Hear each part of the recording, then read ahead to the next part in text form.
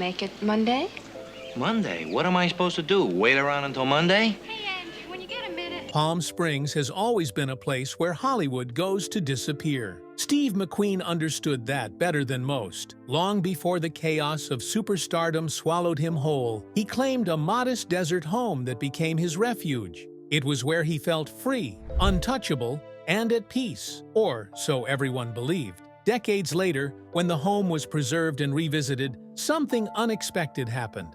The space felt frozen in time, almost deliberately untouched. Friends who walked through it weren't just seeing a house, they were stepping into McQueen's private life.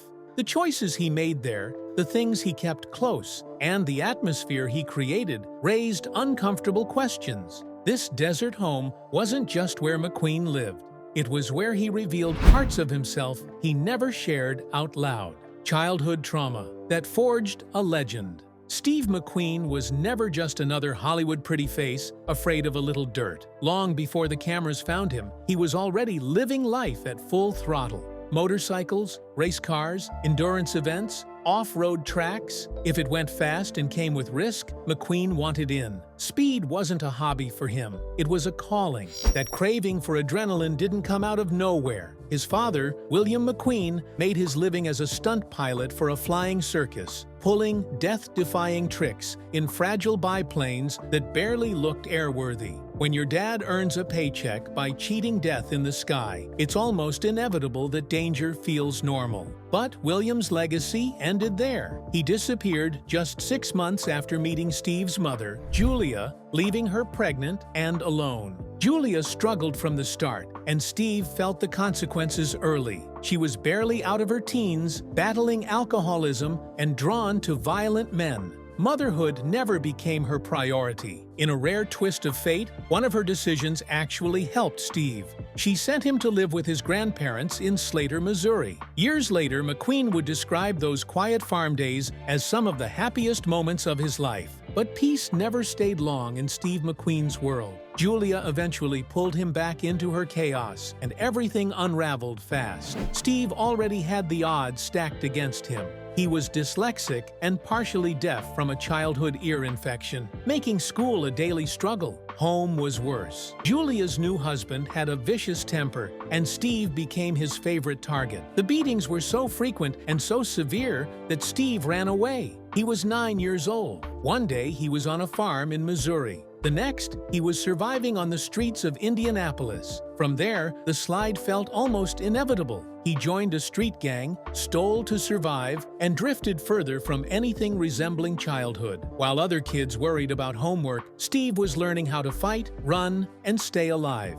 Even Julia could see where this was heading. Prison, or worse, was coming fast. Her solution was the same one she'd used before: send him away. Steve was shipped back to Missouri, back to the farm, back to quiet. For a moment, it felt like relief, but the calm never lasted. By the time Steve was 12, Julia's second marriage collapsed, and she packed up for Los Angeles, dragging him along. This was supposed to be a fresh start. It wasn't. She married again, and once more chose a man with a temper and a drinking problem. The relationship between Steve and his new stepfather was toxic from the beginning, and the violence returned almost immediately. Steve responded the only way he knew how: anger, rebellion, and crime. Once again, Julia gave up and sent him back to Missouri. But this time, the damage was done. The streets had changed him. Farm life couldn't contain him anymore. At 14, Steve McQueen disappeared. He slipped away from his great-uncle's farm without a goodbye, chasing something he couldn't quite name, maybe his absent father, maybe the romance of life on the road.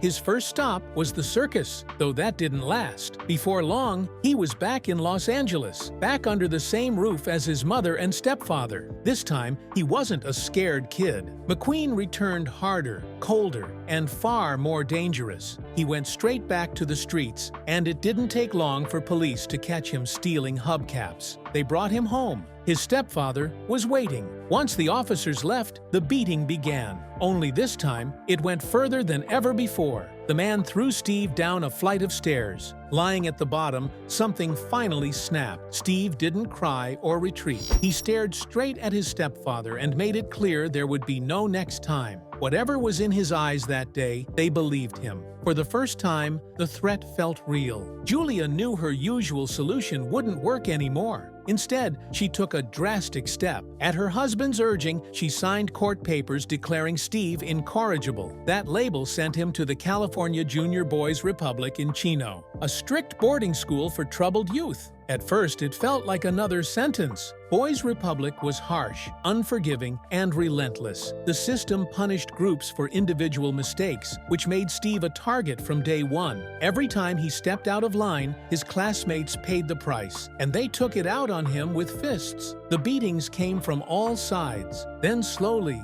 something changed. For the first time in his life, structure worked. Responsibility mattered. McQueen began to belong. What once felt like a prison became a turning point. When he left at 16, he wasn't fixed, but he was different. He never forgot the place that reshaped him. Even decades later, as a global superstar, McQueen returned to mentor the boys walking the same path he once did. From the outside, it looked like Steve McQueen had finally found solid ground. In reality, this was only the beginning of his most dangerous chapter yet. By the time Steve reached his teenage years, he'd already lived several lifetimes. Trouble, survival, reinvention. Those cycles had become second nature to him. After leaving Chino, he headed east to Greenwich Village, hoping to reconnect with his mother and maybe find some sense of stability. It didn't last. New York moved fast, but McQueen moved faster. Before long, he fell in with a pair of merchant marines who filled his head with stories of freedom, adventure, and wide-open oceans. That was all it took. Almost overnight, McQueen signed on and found himself aboard a ship bound for the Dominican Republic. The reality of life at sea, however, didn't match the romance. As soon as the ship docked, McQueen walked away from it. Literally,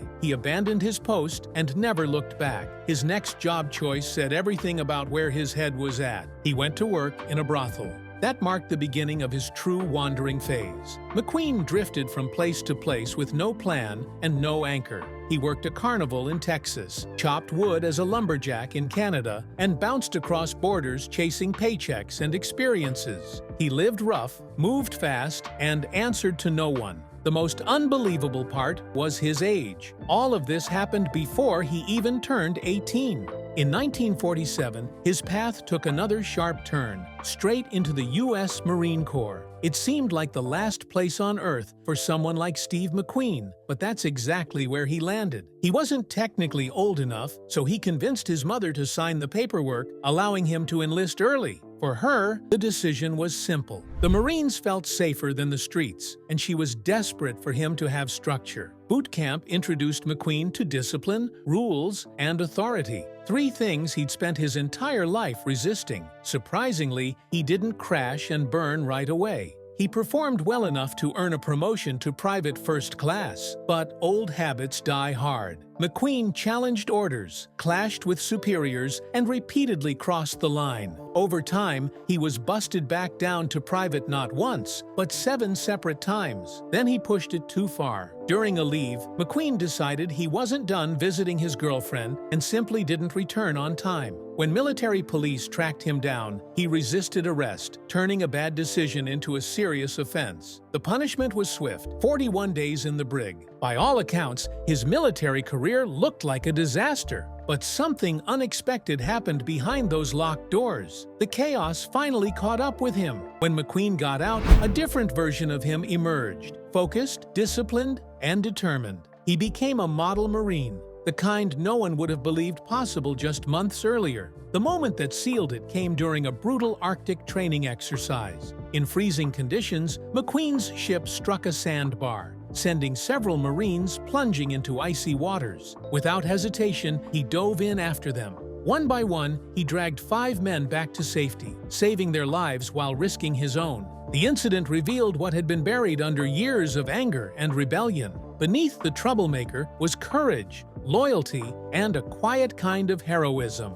Still, this wasn't the story of Steve McQueen, the lifelong Marine. By now, he was 22 years old, and for the first time, the restlessness that had chased him across continents was starting to point somewhere specific. He was finally ready to find what he was truly meant to do. McQueen's dangerous obsession with speed. By 1952, Steve McQueen had already worked more jobs than most people rack up in a lifetime. Everything, it seemed, except the one that would make him famous. Acting was still uncharted territory, but if there was one thing McQueen never did, it was shy away from a challenge. Using money from the GI Bill, he packed up and headed to New York City, enrolling in acting classes with some of the best teachers in the business, including Sanford Meisner and Uta Hagen. It was a far cry from the streets and the military, but McQueen adapted quickly. He had an instinct for it, and it didn't hurt that acting came with certain social benefits. Even in those early days, his personal life drew attention.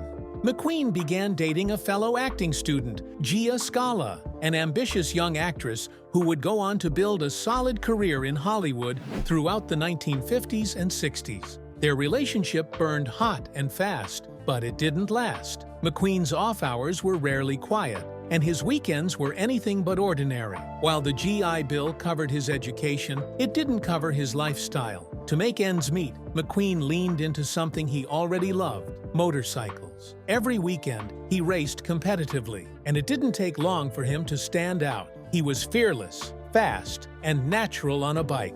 Soon, he was earning around $100 every weekend just from racing. At the time, that was serious money, enough to keep him afloat and focused on acting. If things had gone differently, he might have ended up a professional racer instead of a movie star. But fate had other ideas. By 1955, McQueen realized the future he wanted wasn't in New York. Hollywood was calling.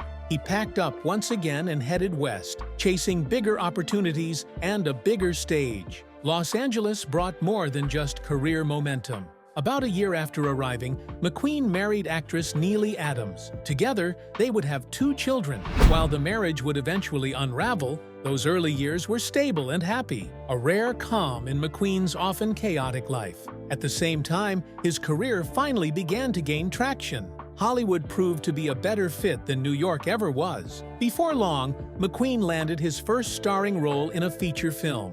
It wasn't exactly high art. The Blob was a low-budget creature movie paired with I Married a Monster from Outer Space, but it did exactly what it needed to do. It got him noticed. That attention led to a lead role in a new television Western, Wanted, Dead or Alive. Playing bounty hunter Josh Randall, McQueen brought a tough, anti-hero edge that audiences hadn't seen before. The show made him a household name and opened the door to something bigger. From there, the momentum only grew. Wanted, Dead or Alive laid the groundwork for the roles that would define his legacy, including The Magnificent Seven and The Great Escape. After nearly a decade of grinding, Steve McQueen had finally arrived, and almost immediately, he set himself apart. McQueen wasn't just another leading man, he was willing to do what others wouldn't, and often what they couldn't. His real-life obsession with speed naturally pulled him toward films built around cars and motorcycles. Most actors relied on stunt doubles for dangerous scenes. McQueen didn't need one. Directors quickly realized he could outdrive and outride their stunt teams. As a result, he performed many of his own stunts, pushing authenticity to a level Hollywood wasn't used to. In The Great Escape, there's a moment that perfectly captures who he was. During the famous motorcycle chase, if you look closely, you can spot McQueen in a German uniform, chasing himself. Only Steve McQueen would do something like that. Addiction, chaos, and a star's struggle. By 1968, Steve McQueen stepped into the role that would come to define him forever: Bullet. On the surface, it looked like a sure thing.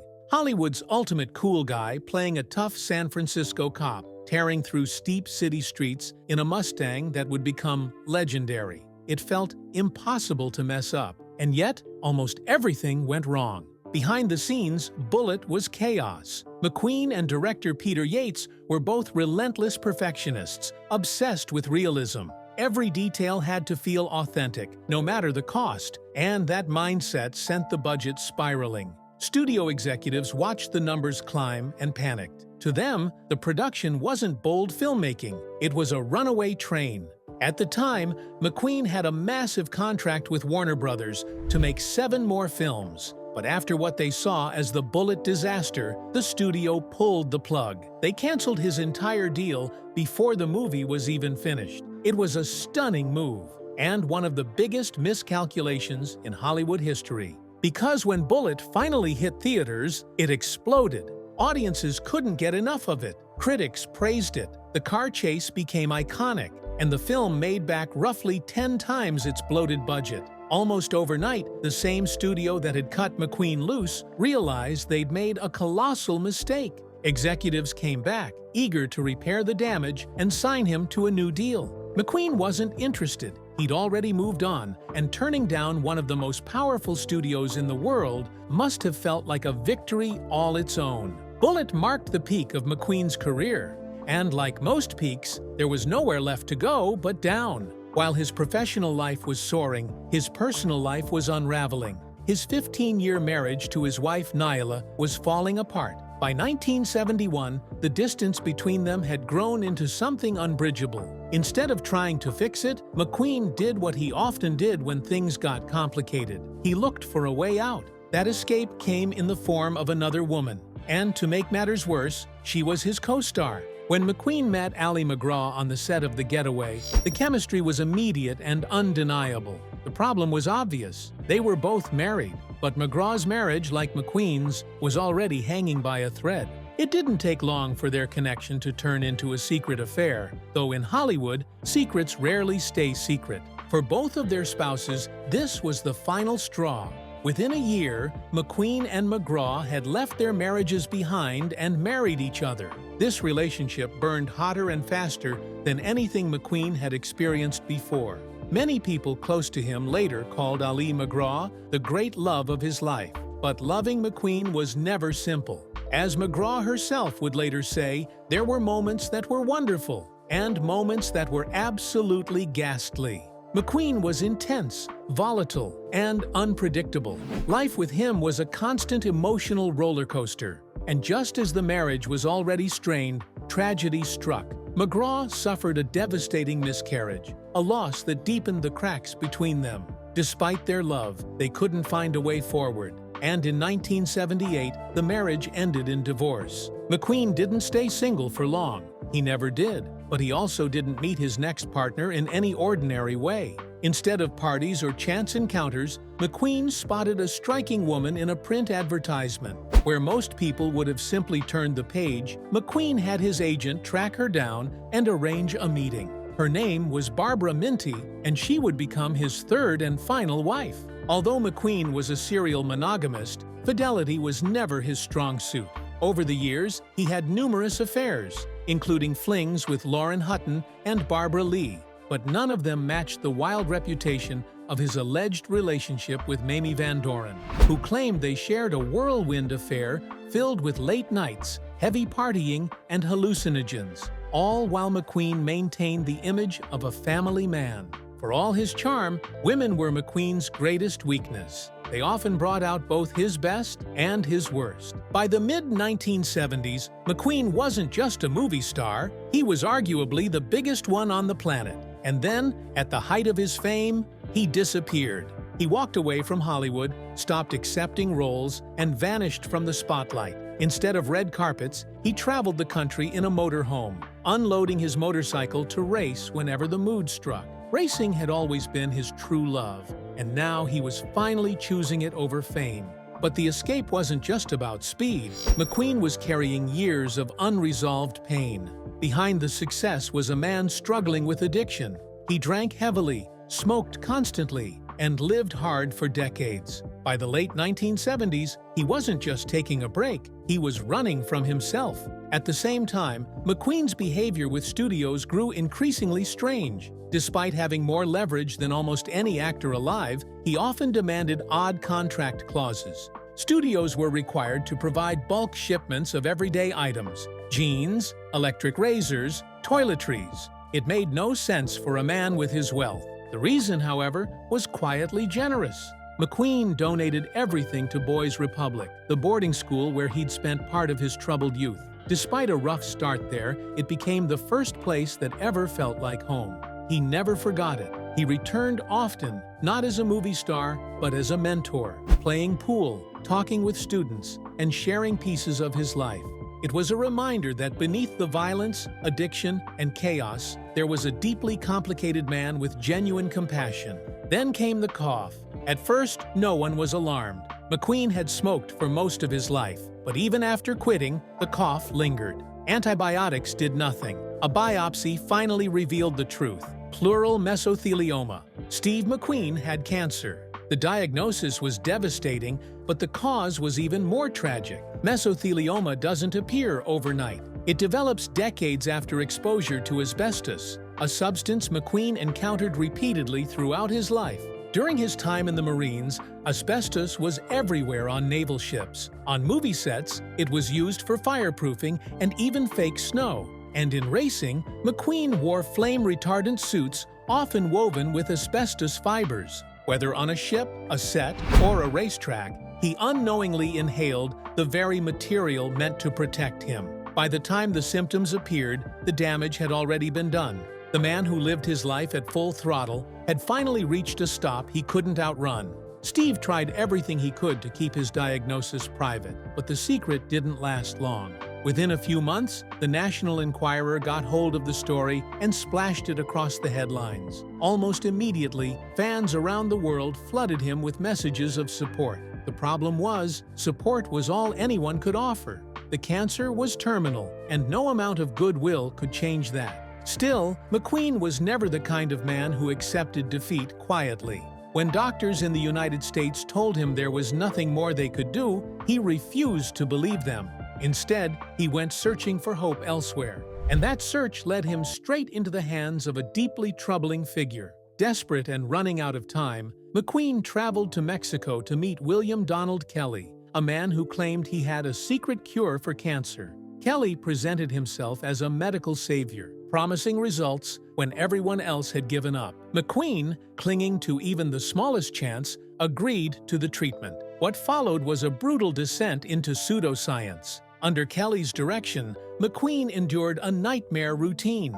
There were coffee enemas, daily injections of live cow and sheep cells, endless massages, and massive doses of laetrile, a so-called miracle cure that had no scientific backing. The treatments were degrading, painful, and ultimately useless. To make matters worse, Kelly charged McQueen $40,000 a month for this ordeal. And the cruel irony was staggering. Kelly wasn't even a licensed physician. His medical credentials had been revoked years earlier, and his original profession wasn't oncology or internal medicine at all. He was an orthodontist. Despite every warning sign, McQueen felt he had no alternatives left. He stayed the course, hoping against reason that something might work. In the end, the treatments didn't save him. They only made his final months more exhausting and painful. By October of 1980, McQueen returned to Mexico one last time. His condition had worsened dramatically. A massive tumor,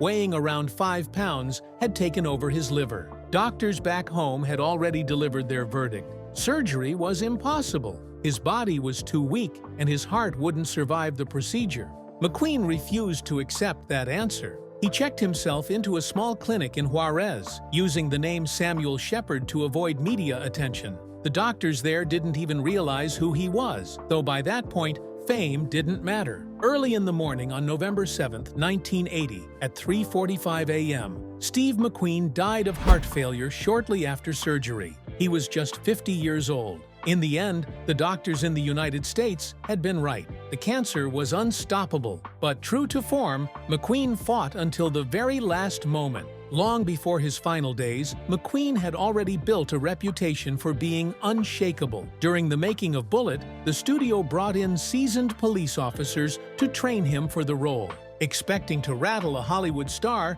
they took him to a real morgue to prepare him for a scene in the film.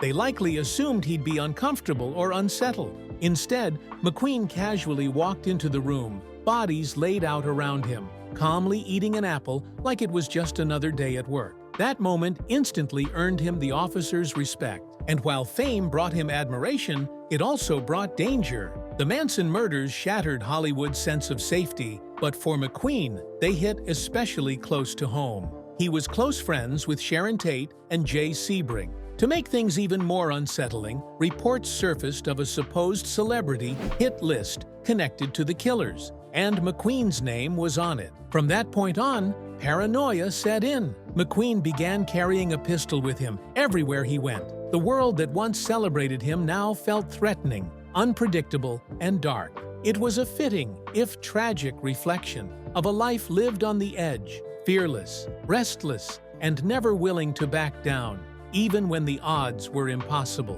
What they found in Steve McQueen's desert home shocked his closest friends. An analyst once observed that Steve McQueen was someone who, when something went wrong, felt compelled to go back and try to fix it, try to set things right. It's a striking idea, especially for a man who became the ultimate symbol of American rebellion. But beneath the tough, detached king of cool image, McQueen was deeply nostalgic. In his final months, as cancer steadily weakened him, he often spent his days wandering familiar landscapes. He walked the canyons in silence, revisiting places that had shaped him. He returned to the hills of Chino, where he'd once been a troubled teenager sent to reform school. He spent time at his 15-acre ranch in Santa Paula, a deeply personal refuge filled with hangars of vintage planes and carefully preserved memorabilia. For McQueen, houses weren't just property. They were emotional landmarks. Each one marked a chapter of his life.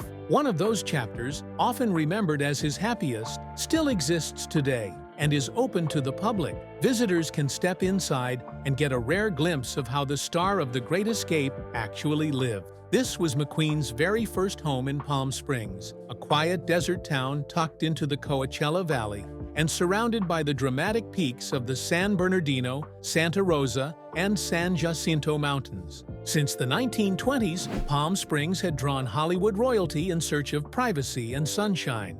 Frank Sinatra, Marilyn Monroe, Elvis Presley, Clark Gable, Bing Crosby, and Bob Hope all made the desert their escape from the pressures of fame. Over time, the town expanded with new streets, neighborhoods, and even an airport, but it never lost its soul. Palm Springs never tried to become a major city. Instead, it evolved into a playground for bold ideas in design. The city became a living museum of mid-century modern architecture. Landmarks like Richard Neutra's Kaufman Desert House, immortalized in Slim Aaron's photographs, defined the aesthetic. John Lautner's futuristic creations, including the Elrod House and Bob Hope's residence, looked more like science fiction than traditional homes. Then there was the House of Tomorrow, better known as the Elvis Honeymoon Hideaway, where Elvis and Priscilla spent their first days as newlyweds in a striking design by Dan Palmer and William Kreisel. When it comes to Palm Springs architecture, Palmer and Kreisel stand above the rest. Their firm was behind Racket Club Estates, a development